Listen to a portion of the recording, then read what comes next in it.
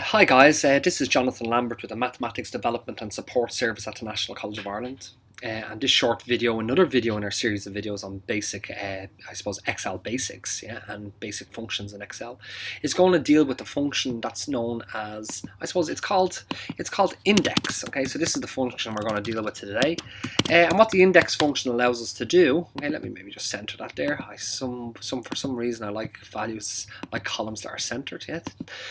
What the index function is going to allow us to do is it's going to allow us to extract out specific values from tables once we know the location of the value in the table that we want to extract.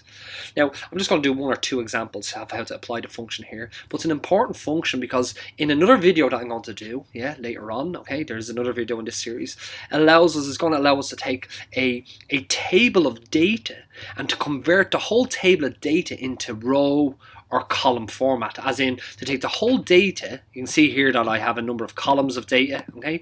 So I'd like to take all of this data and I'd like to just have it all listed under one column, okay? And the way we're going to do that is we're going to use the index function to allow us to do that later on, okay? Multiple applications of the index function.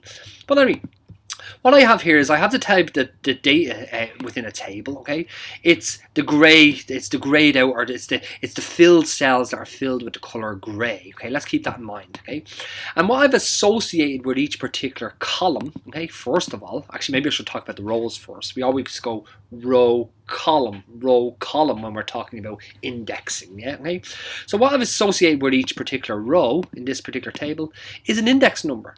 So this number 1 represents that this data is in row 1. This number 2 here represents that this data along here is in row 2. This value 5 represents that this is the 5th row. Okay, this value 8 represents that this is the 8th row. All relative, obviously, to the particular table that we're using. Yeah. This 1 here represents that this is the first column of data here. This 3 represents that this is the 3rd column of data, so on and so forth. Okay? So what I'd like to do is, and this might seem very trivial and very, very straightforward, okay, but it's important for later on when we get to do more complex operations, when we start tying many of these simple functions together to achieve more complicated things within Excel. What I'd like to do is, I'd just like to extract the value 24 out of this particular table. Okay, and the way we can do that is by using the index function. So what I'm going to do here is I'm just going to say, I'm going to go into function mode, equals, and I'm going to call the function index. Okay, so index, okay, there's the function, followed by an open round brace.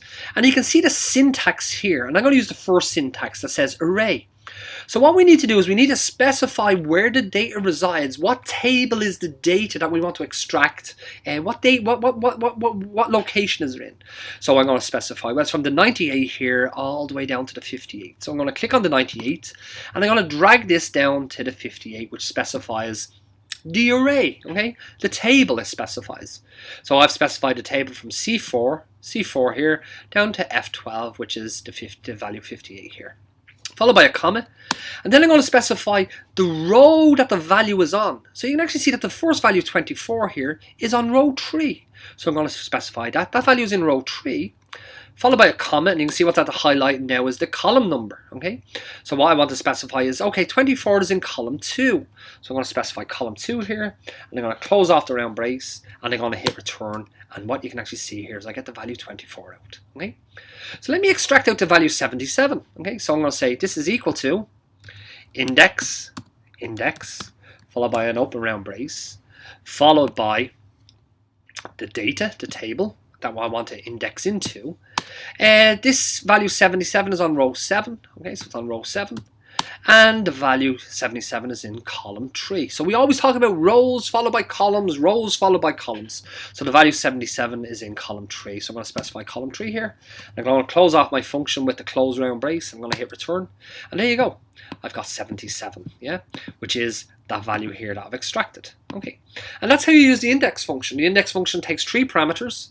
It takes the array, the table that we want to index into, and it takes a row value, the row index, followed by the column index to give us the actual, so that we can actually triangulate in to the specific value that we're interested in. Okay, guys, once again, my name is Jonathan Lambert with the Mathematics Development and Support Service at the National College of Ireland. And I hope this video was some way intuitive, and more importantly, I hope it was in some way helpful. So thanks for watching.